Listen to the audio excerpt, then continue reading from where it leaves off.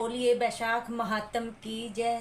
जय श्री कृष्णा। अध्याय 7। नारद जी कहने लगे कि मथुरापुरी का राजा यह अद्भुत चरित्र देखकर ऋषि के आगे हाथ जोड़कर खड़ा हो गया और कहने लगा कि महात्मा, इस धर्म को विस्तार पूर्वक सुनने की मेरी इच्छा है, जिससे यह इक्ष्वाकु वंश का राजा मोक्ष को प्राप्त हुआ।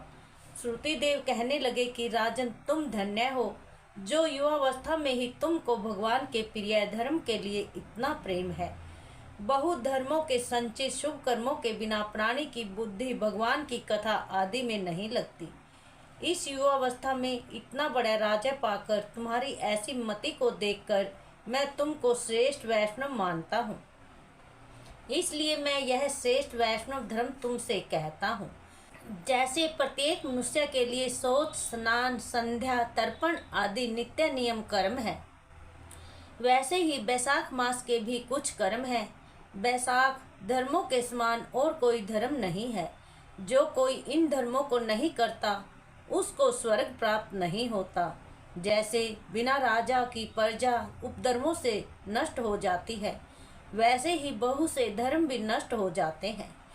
वैशाख मास के धर्म जैसे जल का घड़ा देना, प्याऊ लगवाना, मार्ग में छाया करना, जूता, खड़ाऊ, छतरी तथा पंखा का दान करना, श्रम को दूर करने वाले गोरस का दान करना, बावड़ी, कुआं, तालाब तथा धर्मशाला आदि बनवाना, नारियल, ईख, कपूर और कस्तूरी आदि का दान करना, चंदन और सुगंधित द्रव्य, सैया, खट्टे आम और दूसरे फल पुष्प, सायंकाल समय, पूर्णिमा के दिन सब तरह के अन्न पानी का दान करना, चैत्र की अमावस्या को क्रील का दान करना, सूर्योदय से पहले प्रतिदिन स्नान करना, भगवान का पूजन करना, कथा सुनना, गौओं को घास डालना, ब्राह्मणों के चरण धोना, गुड़, सौंठ, आंवले का दान, यात्रियों की सेवा। जो स्त्री वैशाख मास में भगवान का पूजन फूलों से नहीं करती, उसको पुत्र का सुख नहीं होता, उसका पति और आयु भी नष्ट हो जाती है। इस मास में भगवान विष्णु, लक्ष्मी और अपने पार्षदों के साथ इस पृथ्वी पर लोगों के घरों में जाकर उनकी परीक्षा करते हैं। जो भी इन दिनों उनका पूजन नहीं करता, वह रौरव आदि नरक में पड़ता है और फिर 5 बार राक्षस योनि में पड़ता है।